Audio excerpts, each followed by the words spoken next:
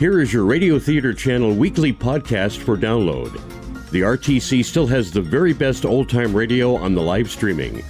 And if it's music you love, tune in to the RTC Music Channel, where this link and many others are on our website at oldtimeradiolisten.com. Now, here's Jim. This week we have two of the lesser-known programs for you. One of them is Behind the Mic, and it's radio's own story, they call it. It's Making a Living by Dying, which sounds interesting. And coming up after that, we'll hear from the not-so-clever quick crew of It Pays to Be Ignorant, a comedy game show. And the question here is, what did the dog say when he sat on the sandpaper? That's from 1944, but you'll have to wait 30 minutes to find out what the dog said, maybe barked. Here we go with Behind the Mic. Radio's own show, Behind the Mic.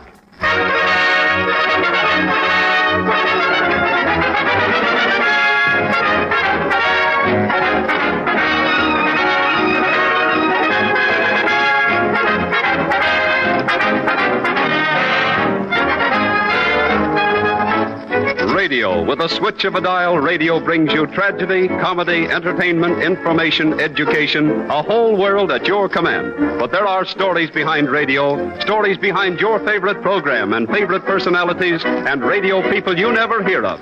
Stories as amusing, dramatic, and as interesting as any make-believe stories you hear on the air. And now, that's what we give you. The human interest, the glamour, the tragedy, the comedy, and information that are behind the mic. And now, presenting a man whose name since the beginning of broadcasting has been a byword in radio, Graham McNamee. Thank you, Gil Martin, and good afternoon, ladies and gentlemen of the radio audience. We've had some people on this program who make their living out of radio in unusual ways, but I think our next guest tops them all. His name is Milton Herman, and he makes his living by dying. Milton, will you tell us about it? Why, yes, Graham. I guess you can say I make my living by dying. I specialize in playing the parts of heavies. That's to say, villains on programs. Rats who almost invariably get theirs in the end, and the listeners are glad of it. For 2 years, I played killers in True Detective Mysteries. I had the dubious distinction of playing the parts of Two-Gun Crowley, Babyface Nelson, and other thugs in Gangbusters.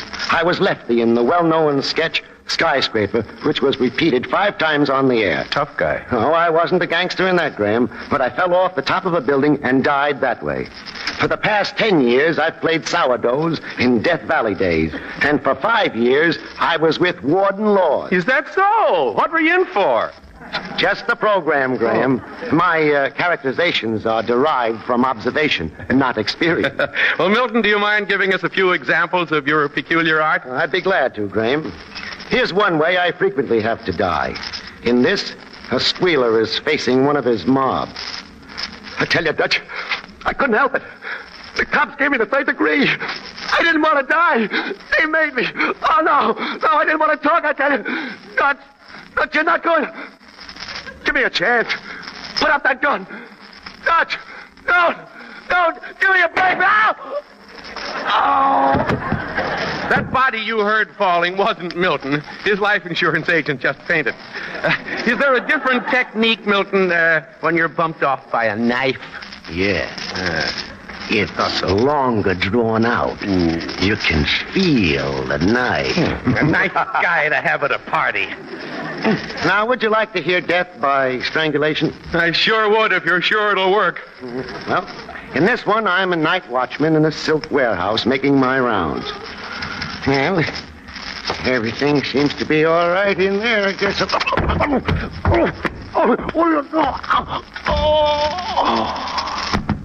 I don't know how the audience feels, but I got chills playing tag up and down my spine.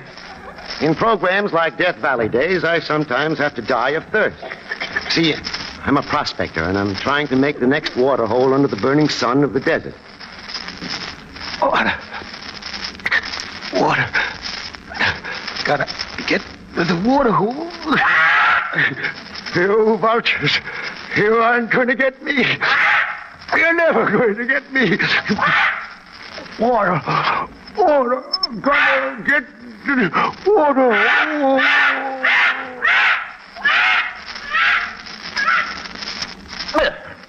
What a grand spot this would be for a soft drink sponsor. I'd just step in with, folks, you don't have to die for lack of a drop of water. No, sir. Go to your nearest grocer and buy 6 bottles of American wet ginger ale or something. Well, how about one last thrilling example, Milton? Well, Graham, how about this? I'm a riveter on a scaffolding way up on top of a building when suddenly...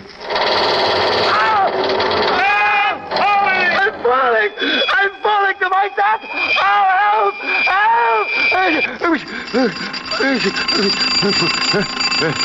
Where am I? Oh, boy, a dream. I was dreaming. Oh! Sounds like more like the DTs to me. But anyway, thank you very much, Milton Herman. Thank you.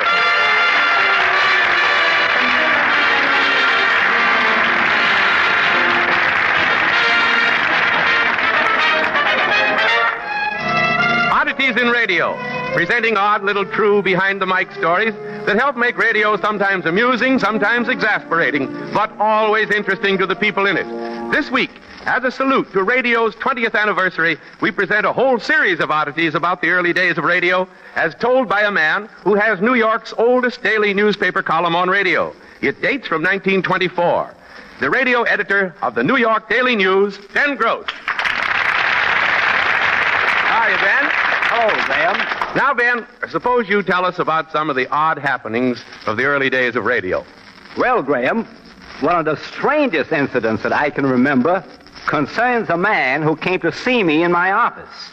He was almost frantic as he walked in. I tell you, Mr. Gross, I keep hearing a radio station in my head. I hear music and jokes and station announcements. Why, it's driving me nuts. You hear it now? No, not only when I'm only at home. I don't hear it through our radio. I hear it when the radio was turned off through my own head. You know, Graham, I thought that man was crazy. But later I got the entire story. It seems that this man worked in a carborundum factory, and the filings of the carborundum had become embedded between his teeth.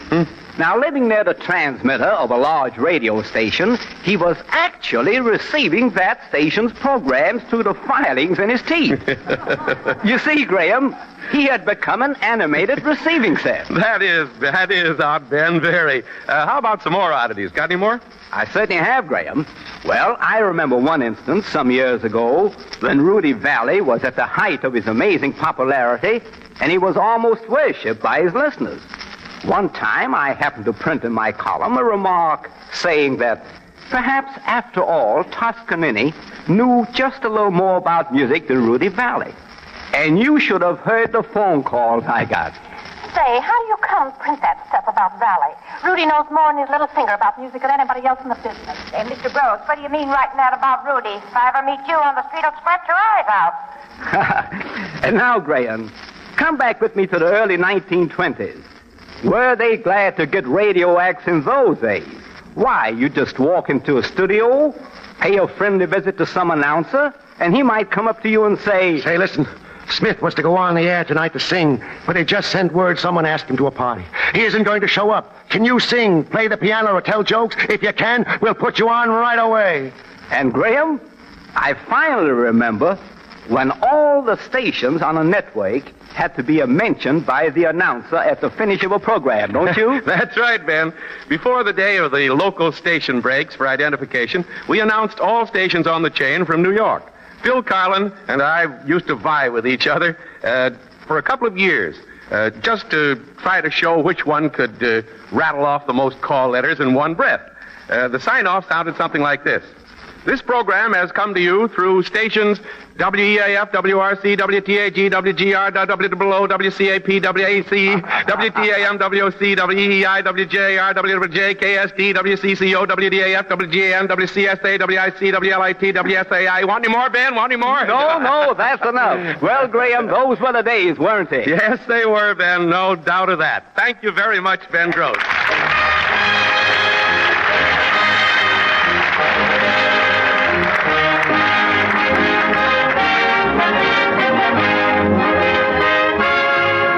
Behind the Mic salutes a program you love.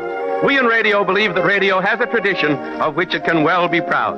A tradition of good programs that linger fondly in our memory. And so each week, we bring you a star or a part of a program you used to hear, a program you loved. This afternoon, Behind the Mic salutes Real Folks, written by and starring George Frame Brown. Real Folks was one of the most popular programs on the air between 1926 and 1932. Remember? Each week, millions of people throughout the country awaited the next episode in the lives of Matt Tompkins, who was the mayor of Tompkins Corners, as well as the owner of its general store, his wife, Marthy, and their friends. Real Folks. And now, an episode of Real Folks with the original cast of George Frame Brown, Elsie Mae Gordon, Irene Hubbard, and Ed Whitney.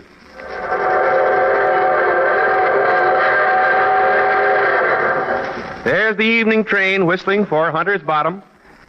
That's Tompkins' store over there. I see the lights on in the kitchen. Mrs. Tompkins seemed to be making apple butter, and Elmer, he's the boy they adopted, is earning his allowance by wiping the supper dishes. Matt's up in the store all alone. It looks like he's trying to pry up a floorboard. Oh, beautiful to walk in the steps of the Savior, stepping in the light. Stepping in the light. Ouch. 1, 2, 3, 4, 5, 6, 7. Cracky. Oh, what's the matter, Mayor Tompkins? Well, Sneed, I didn't see you. I hit my finger. Where'd you come from? Oh, I come in the side door. What you tearing up the floor for, huh? Oh, just cause. Why don't you go out and find Elmer? Run out and play. Oh, Elmer can't play till he gets the dishes wiped. I'll go out and see you. Oh, hello, Marthy. What on earth are you doing, Matt? I'm doing something, Marthy. Matt, you see the article in the paper about putting your name up for the state assemblyman? Yeah. Well, I didn't hear you say nothing about it. Ain't you pleased? Are you, Marthy? I want anything you want, Matt. Oh, why don't you rest? You look worn out. You worried about Sneed Yeager's family? No, I can straighten them out in a day when I've a mind to. Well, there's only one thing that could get you in a state like this. Now, tell me the truth. Is it politics? Marthy, if I was sent to prison... Prison? Yeah. What on earth could you be sent to prison for? Stealing. Stealing? Yeah. Why, you never stole nothing in your life. Well, of course I never, but if some folks thought maybe I'd get somewhere politically, they could make me look out like a thief and put me out of the running early. Martha, do you remember Miss Jones coming in here about 2 weeks ago? 2 weeks ago? Don't you remember the day she come in here with a little package she wanted me to keep in the safe? Yeah. Well, she had some jewelry in that package. There was a small string of pearls with a diamond fastening. She's got a big diamond sunburst. That's what's caused the trouble, that sunburst. Miss Jones got nervous about having that jewelry up at her sunny Crassaville there. She asked me to keep it here in my safe. Oh, Matt! Yeah, I took them, and I insisted on giving her a signed piece of paper showing I'd received them. That big diamond sunburst is missing. Missing? Yeah.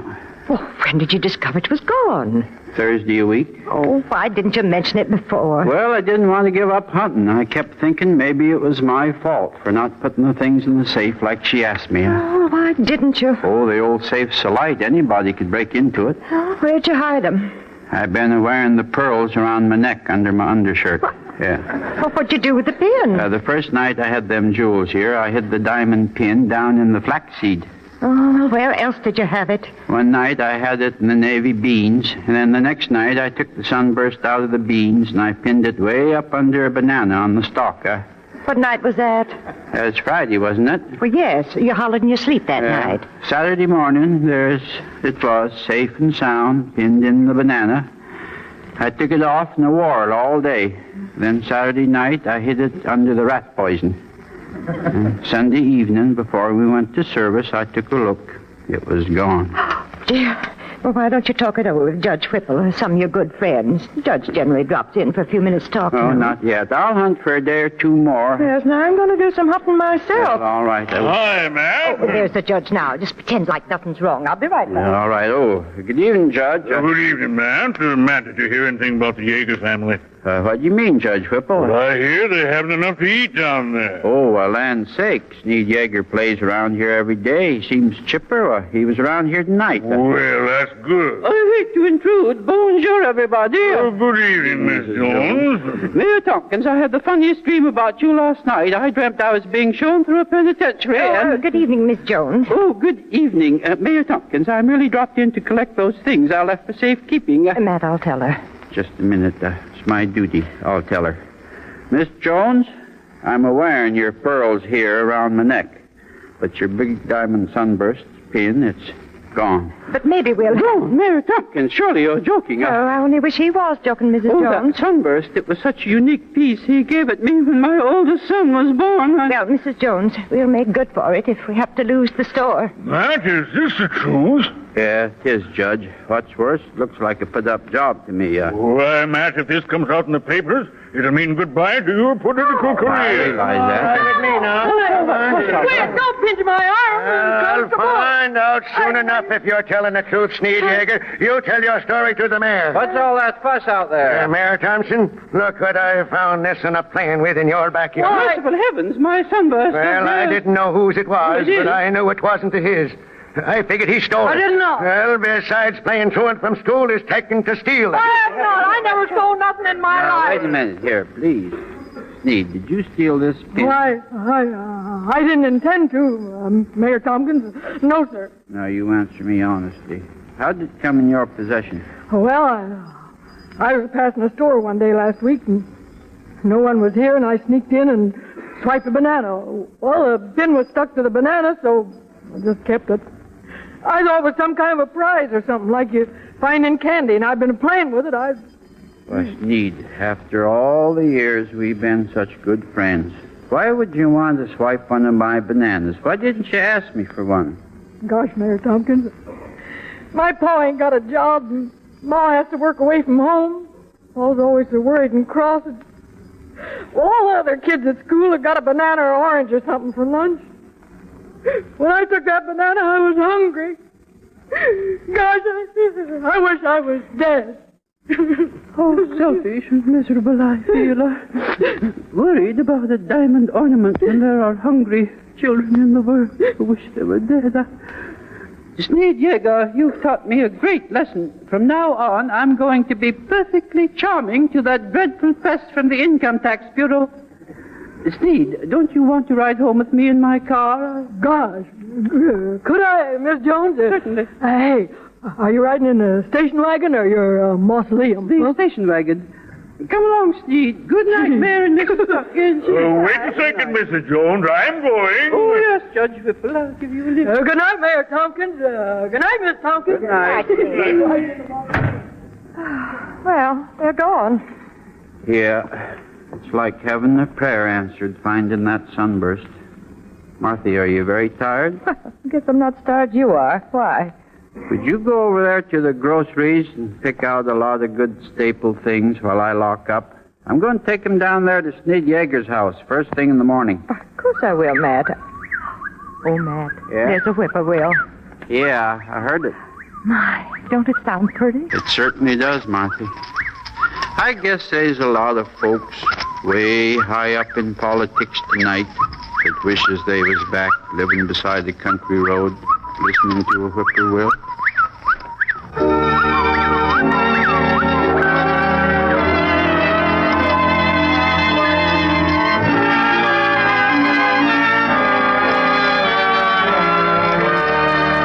Thank you, George Frame Brown, Elsie Mae Gordon, Irene Hubbard, and Ed Whitney.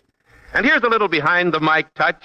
The part of Mrs. Jones was played by George Frame Brown, who also played Matt Tompkins. And the part of the boy, Sneed Yeager, was played by Elsie Mae Gordon.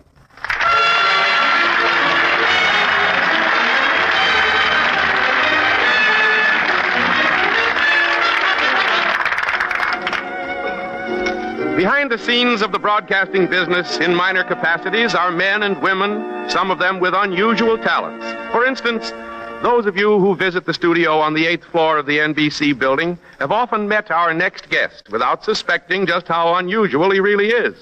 He's in charge of the pages on that floor, but he does a good deal more than that in his own right.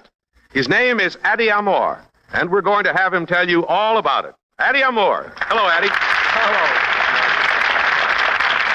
Addie, besides working as a page at NBC, what do you do on your own time? Well, Mr. McNamee... Oh, cut that Mr. McNamee stuff. You're a celebrity now, Addie. Come on. Well, Graham, I'm the master of ceremonies of 3 programs on a small New York station. Programs which I originated. What are they? One is a program called The Coffee Club. The second is called Back and Forth, and it consists of household hints. I do that program with a woman collaborator, and the other program is called The Swing High Club. It's a program for jitterbugs. Oh, I know all about jitterbugs.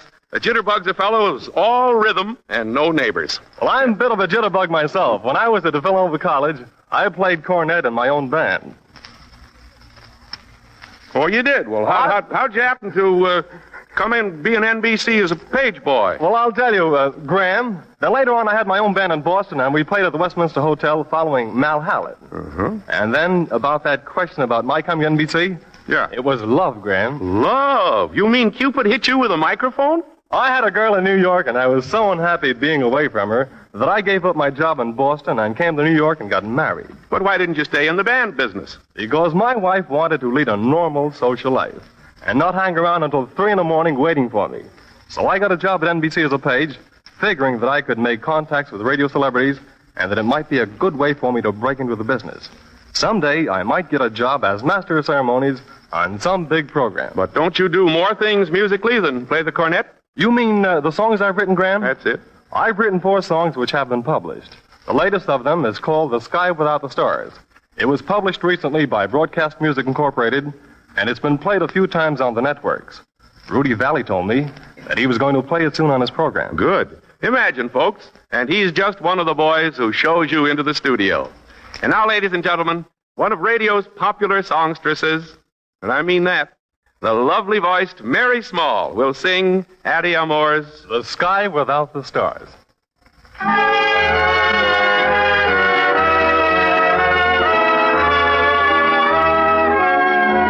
I'm just like the sky without the stars, dear, when I'm away from you.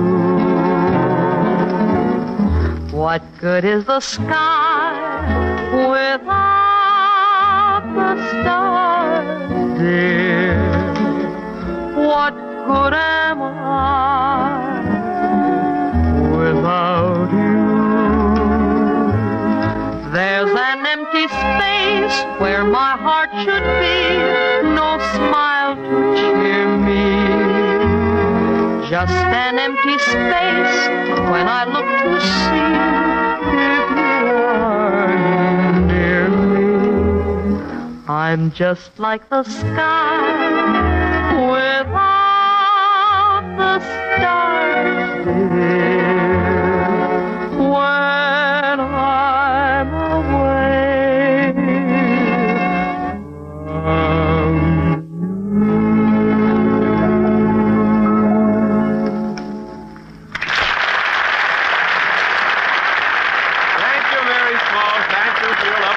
as always.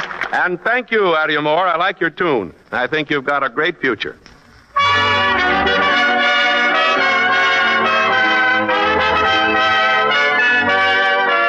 Recently, the National Association of Broadcasters, an organization representing most of the broadcasting stations throughout the country, sponsored an essay contest in the Connecticut high schools. This contest and the $100 prize offered for the best essay on the subject of the American system of broadcasting.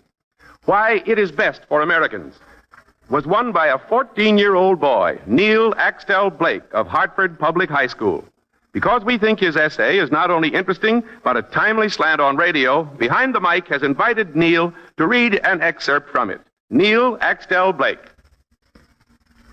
Neil, will you please go right ahead and read a little of that essay of yours? Thank you, Mr. McNamee. Often I think that the radio has become so thoroughly a part of us that we fail to realize how much we owe to its mysterious power. It enters our homes at will, past locked doors and barred windows. Its power to send information, entertainment, instruction, scientific achievement, the truth into 84% of the homes in this country has made every citizen more sensitive to the dangers that threaten, more determined to keep America what our forefathers made it, the land of the free. How different the scene abroad, where the government restricts and hampers. There the dictator argues, am I not the supreme wisdom? Should not my people learn from me? The account is no longer of sports, of happy homes, of freedom, but of hate, destruction, and death. I'm devoutly thankful that I live in America, for here the radio, with all its power for good or evil, is the instrument of democracy. Long may the American system last. American broadcasting policy helps to keep this continent the promised land. That's swell, Neil. Thanks a lot. Thank you, Neil Axtell Blake.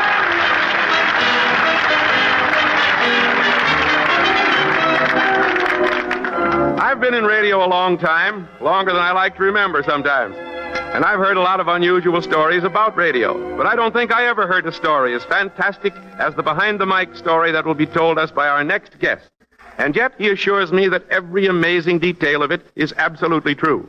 Our guest is Dave Ellman, whose new program, Contact, is fast growing in popularity. The story concerns an appearance on another delightful program of his, Hobby Lobby, a show which dealt with people's unusual hobbies. And here is the creator of that show, Dave Ellman. Hi, Dave. Exactly what was that fantastic story behind that appearance on your Hobby Lobby show? Well, Graham, when I had been on the air with Hobby Lobby for just a week, a friend of mine called me on the telephone and gave me the telephone number of a woman who had a talking dog. Did you say a talking dog? Yes. So as soon as he hung up, I phoned the owner of the dog, and I said to her, "Hello? This is Dave Ellman in New York. I've got a new radio program called Hobby Lobby. Yes, Mr. Ellman? I was told that you have a talking dog. Is that yes, so? Yes, that's true. Well, it seems hard to believe. Would you mind putting the dog on the phone? I'd like to hear him talk. Just a minute. I'll call him to the phone and have him speak to you. Here, Prince. Here, Prince. Speak. Hello? Hello. What? Yes, that's the dog. Is that really a dog that talks? It is. I'll have him say a few more words. Prince, say I love you. I love you. Say, I want you to come to New York and appear on my program next week. I think that's the most amazing thing I ever heard. Well, Graham, the mistress and her 2 dogs arrived in New York. 2 dogs? Yes, because she brought another dog along named Lady. She told me that Lady was Prince's closest companion, and that Prince might not perform unless Lady was along. Well, I called up the newspaper, and they sent reporters to my office to hear the dog.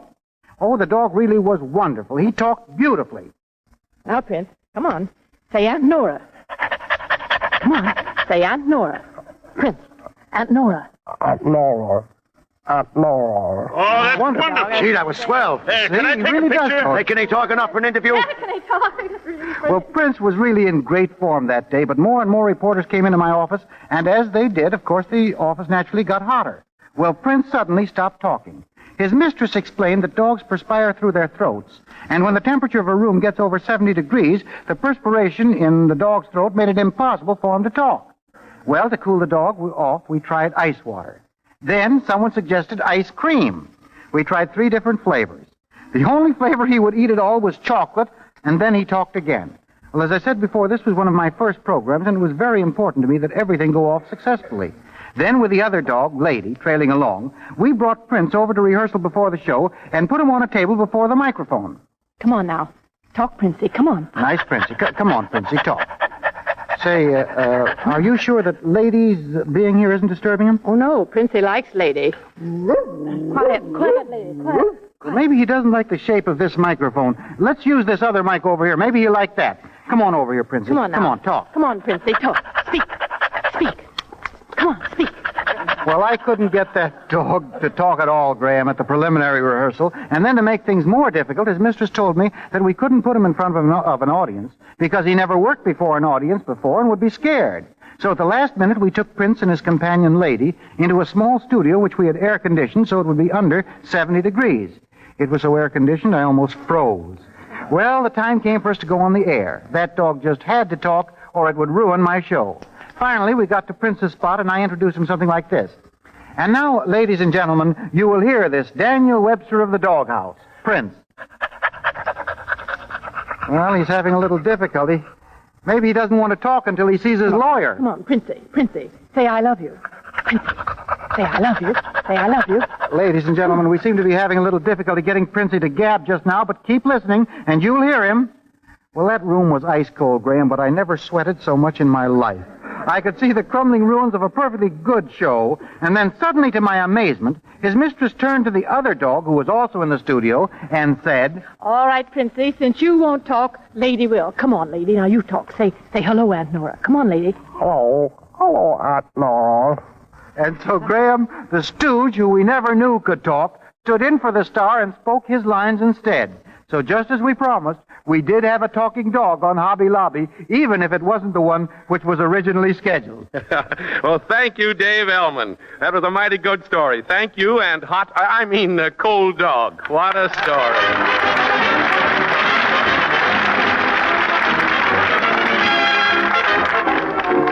Be sure to listen next week when Behind the Mic will bring back to you a few minutes of a favorite old program. Harry Horlick and the A&P Gypsies, with Harry Horlick himself conducting. And more of the human interest, the glamour, the comedy, the drama that are found behind the mic. This is Graham McNamee speaking. Good afternoon, all. This is the National Broadcasting Company.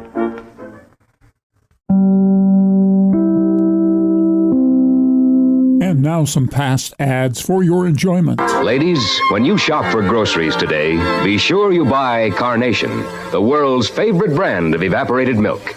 No other form of milk comes in so handy, so many times, so many ways. It's Carnation time when it's coffee time. It's Carnation time when you're cooking too. It's Carnation time at baby feeding time. The milk from contented cows for you. All around the clock, it's time for Carnation. Here's the news I promised, ladies. For only 50 cents and one label from any jar of Carnation malted milk, you can now have a sheer organdy party apron of Gracie Allen's own design. Pastel blue trimmed in filmy pink, these aprons have extra deep pockets and they're fully guaranteed, at least a $2 value. Remember, you get your Gracie Allen party apron for just 50 cents with one label from delicious Carnation malted milk. Ask at your favorite food store for complete details. To hear each and every star, leave your dials where they are, 'cause this is CBS, the Star's address. Yes, CBS, the Star's address. Yes, this is CBS, where Philip Marlowe takes the case every Friday night on the Columbia Broadcasting System. What did the little dog say when he sat on the sandpaper? Ruff, ruff. Correct. Pay that man $8.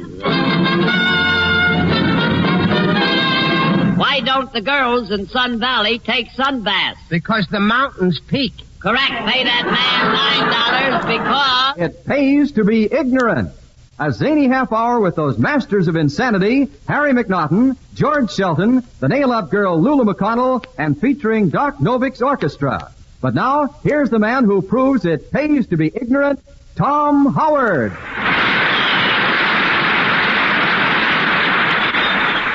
Well, here is that quiz program again, which has all the educators hollering uncle.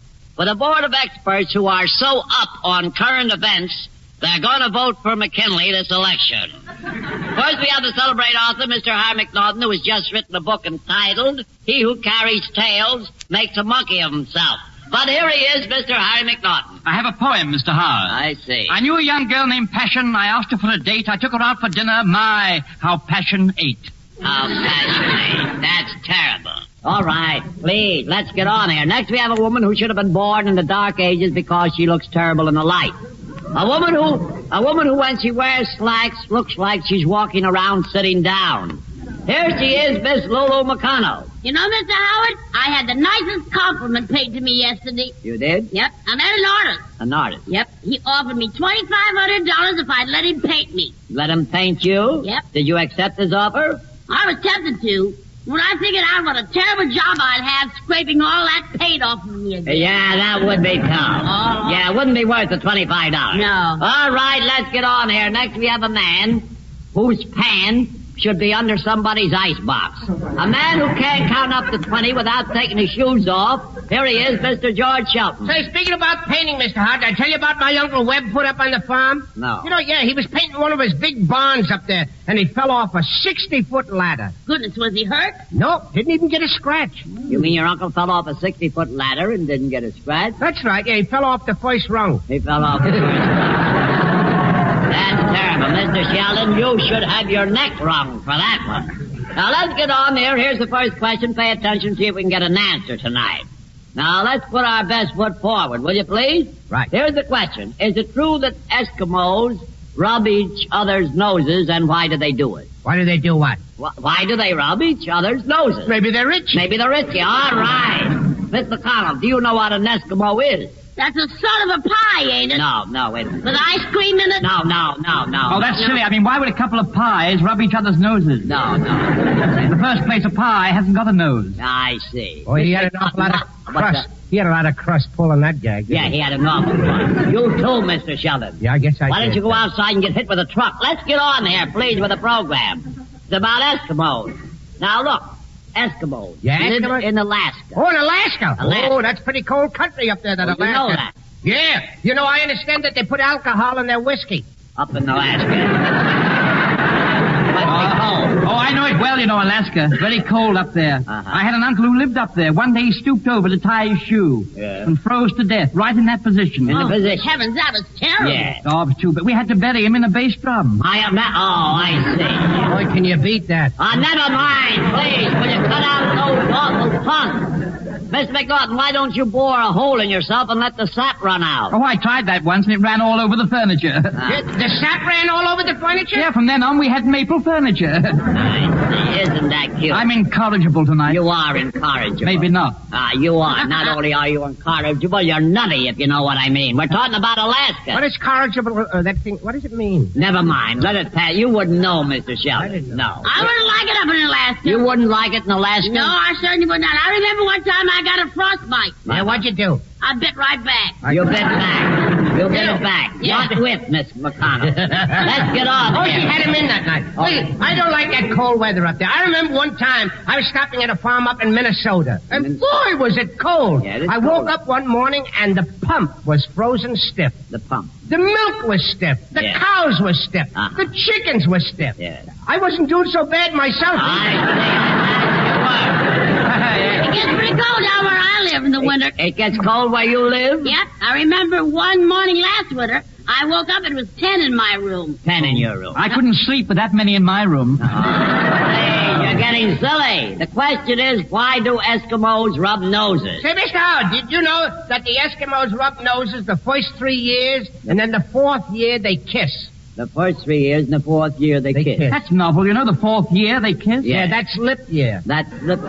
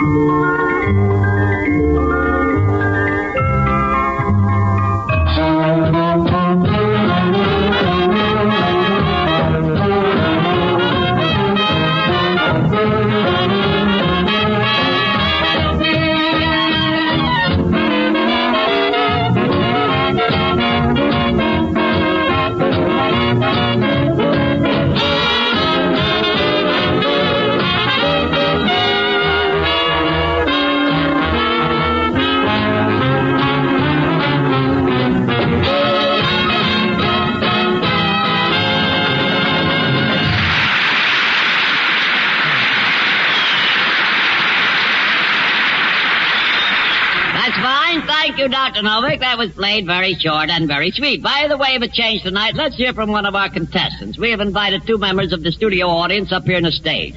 They can ask the experts a question. If they get an intelligent answer, we give them Alaska. If they don't, we give them a copy of this week's Liberty magazine. Oh, say, Mr. Howard, pardon me. Oh, I saw Liberty magazine just today. Yeah, just out. Just out today. And on page 13, there's a picture of 4 of the homeliest-looking people I ever saw in my life. In Liberty magazine? Oh, they're the most stupid-looking people. Mr. Sheldon, do you realize what you're saying? That's a picture of the 4 of us. It is? Yes. Oh, it was a nice picture. It was a nice picture, I see. Well, say, tell me, Mr. Sheldon, does it say anything about us? Yeah, there was some writing there. I'm going to get a fella to read it to me after the program tonight. I see, an interpreter like. Yeah, interpreter, yeah. You mean you can't read? No, I can't write neither. You can't write neither. You mean you never learned to write? No, I figured what's the use of learning how to write if I couldn't read what I'd written? Well, let it go. You can't talk either. That's kind of hard. Yeah, let's get on here. We got a guest here. We're very glad to have you with us. How do you feel?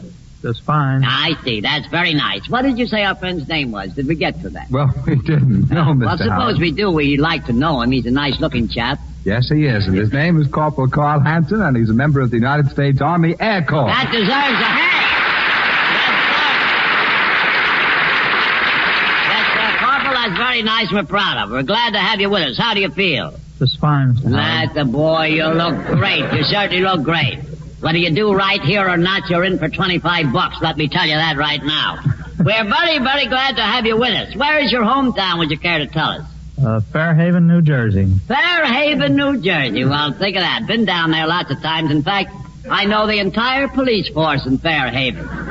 Yes, sir. He's a very nice fella. I've talked to him many times. Look at this guy. Did he say Fairhaven, New Jersey? Fairhaven, New Jersey. Well, squirt a hose on me and call me a drip. I like you very much.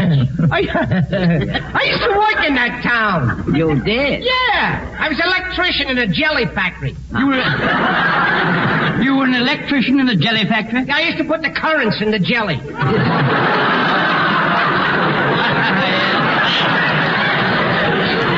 That's terrible. Yeah, I lost the job. I got in a jam and they...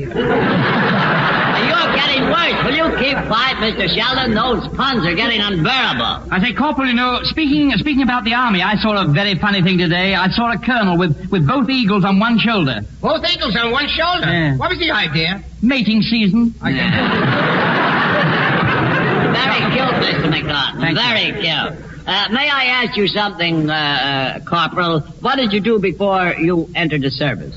I was a letter carrier. Oh, a letter carrier. Yes. In Fairhaven. That's well, right. Isn't that great? A mailman. Mm-hmm. Yes. What's wonderful about that? All men are mailmen. All men. You're downright funny tonight, then, Mr. Sheldon. I said, tell me, Corporal, if I mail a letter tonight, will it get to Philadelphia tomorrow? Yes, I think it will. Well, that's funny. It's addressed to Chicago.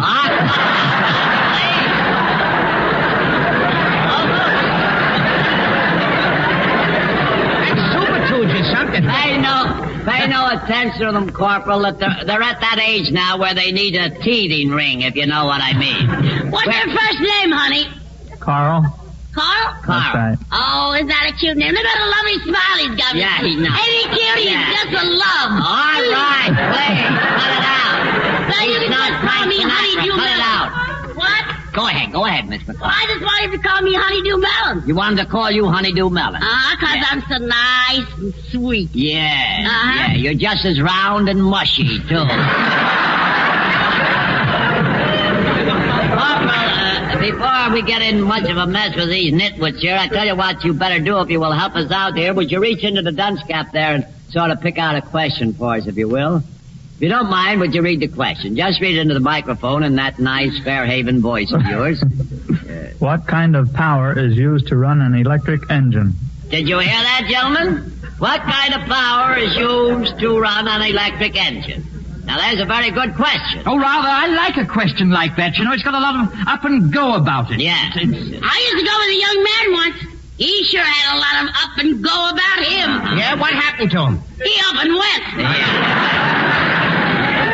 Well, All right, the question we have before us is about electric engines. Oh, electric engine. Say, Mr. Howard, I tell you, they're going to build a railroad down in my town. Yeah, and they're going to run the railroad right through my house. I see. You're going to be awfully busy, you know, opening and closing the doors. I'll leave the landlady do that. Yeah, that'd be a good idea. I think so. Careful, don't sit in the draft. Let's get on there. Oh, I'm too old for the draft. Never mind, please. What do you know anything about electric engines? You won't believe this, Mr. Howard. No, I certainly will You not. won't believe this. No, go ahead. But I've just completed an invention that will revolutionize the whole railroad system. You have? What is it? Well, I have an invention where two engines can run on the same track going in opposite directions.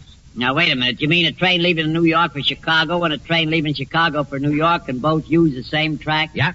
Well, tell me something. What happens when they meet? But they don't meet. That's where my invention comes in. Look, I'm a sucker for getting into this thing. But how can you prevent them from meeting if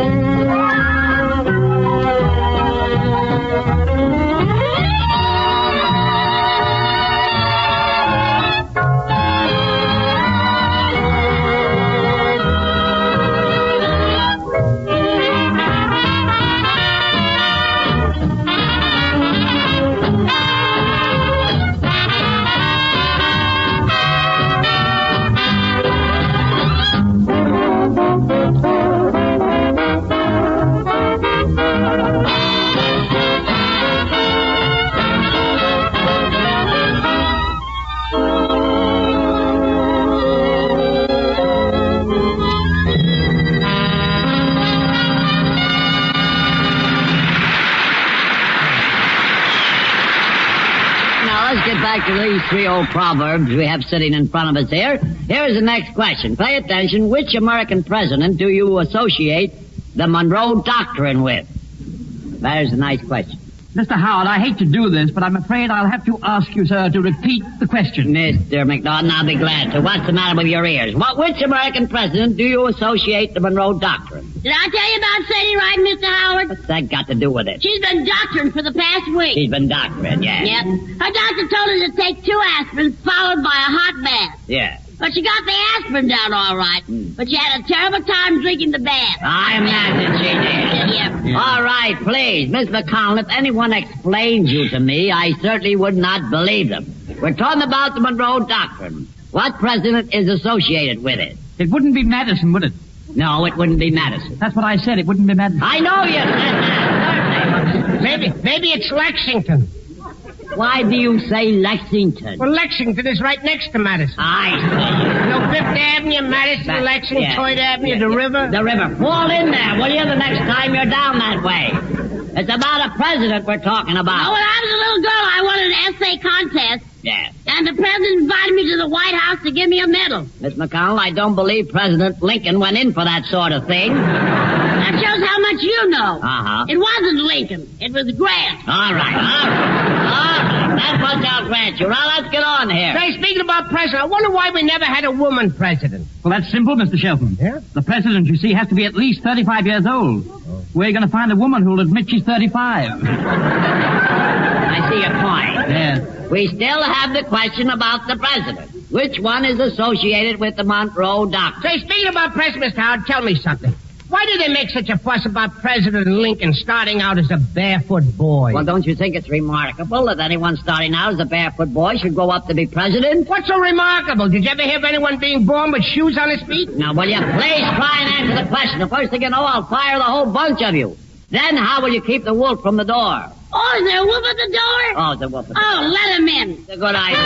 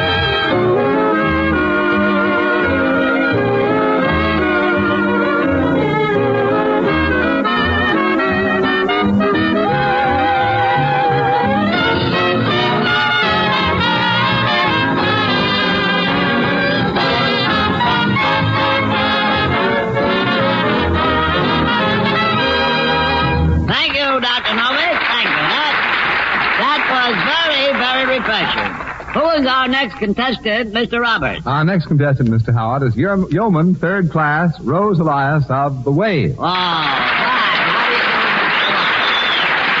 Good evening, Miss Elias, and welcome to What Pays to Be Ignorant. You're looking very chic this evening, I must say. Where is your hometown, would you care to tell us? Niagara Falls, New York. Niagara Falls, New York. Wow.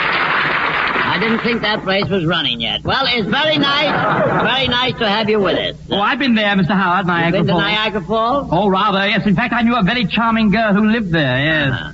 She's in uniform now, though. She's in the Foreign Service. In the Foreign Service? Yeah, she's a waitress in a Hungarian restaurant. She's a waitress. You know, that's a coincidence, you know. Really? What? That's funny. Yeah. You know, my girl is in uniform too, Mr. Howard. Uh-huh. She drives a garbage wagon. She does. Yeah, she's a whiff. She's a whiff. I just got wind of it. All right, please. Yes. That must be a swill job, you know. I'm a perfect idiot tonight. Yeah, Mr. McNaughton, none of us are perfect. Let's get on here. We're very glad to have you with us.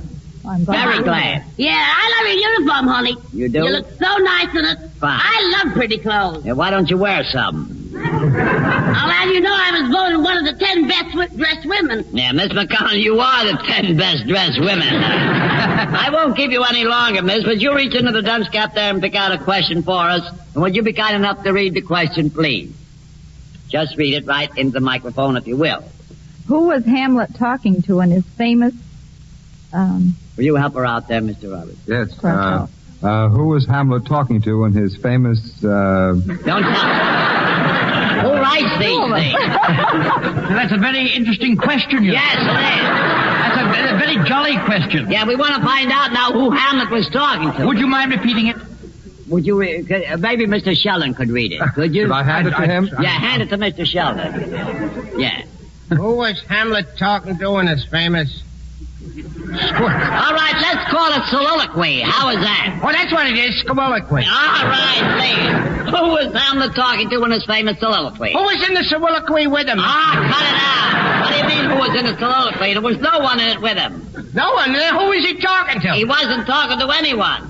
But you just asked, who was he talking to? Okay. Now you say he wasn't talking to anyone. Why don't you make up your mind? All right, while I'm about it, I'll make up one for you, too. Don't you remember the famous speech in Hamlet? It begins with, to be or not to be. That is the question. Oh, that's the question. To be or not to be. To be or not to be what? To be or not to be nothing. That's sillier than the first question you asked. But that is not the question. Mr. Howard, you just said it was. I said no such thing. Oh, yes, you did. Now, don't try to worm out of it. You said to be or not to be. That was the question. I didn't say that. Hamlet said it. Well, throw the bum out. Miss an imbecile. Not only that, I'm double-jointed. Look, in the play Hamlet, there's a scene where Hamlet is on the stage. That's where he does his famous soliloquy. Yes. It reads, to be or not to be, that is the question, whether 'tis nobler in the mind to suffer the slings and arrows of outrageous fortune or to take arms against the sea of trouble and by opposing end them. That was beautiful, Mr. Howard. Yeah. Do you know the face on the barroom floor? Certainly. It makes me cry. It does? All right. It was a balmy summer evening and a goodly crowd was there that well nigh filled Jones' barroom at the corner of the square, and it's a songs and witty sayings. That's the part of Hamlet I like. Now, please. Let's get on here. What am I talking about? Look. Hamlet was alone on the stage. Mr. Howard, you say he was all alone on the stage? That's right. Now, who was he talking to? The face on the barroom floor. He was not. He was talking to the audience. He was not talking to the audience. You mean the audience wasn't there neither? It must have been a lousy show.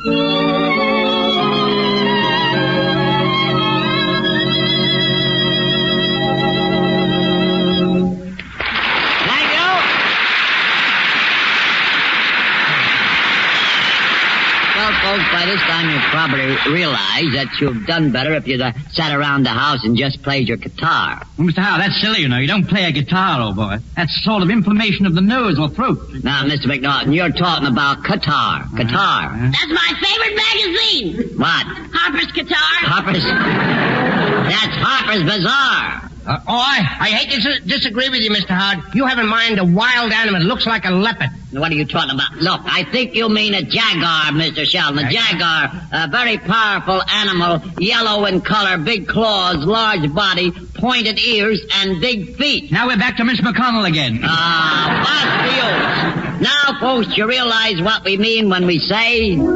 It pays to be ignorant, to be dumb, to be dense, to be ignorant. It pays to be ignorant, just like me.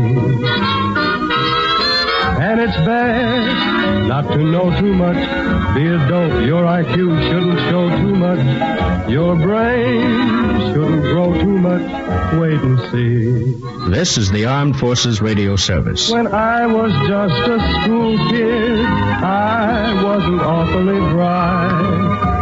I had a pretty teacher who made me stay in each night. So you see, it pays to be ignorant.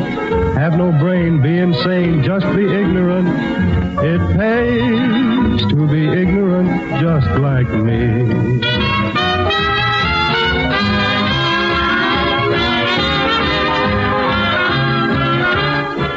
You have been listening to the Radio Theater Channel Weekly Download. Check out our continuous stream at www.otrlisten.com. And join us next week for another Radio Theater Channel Weekly Download.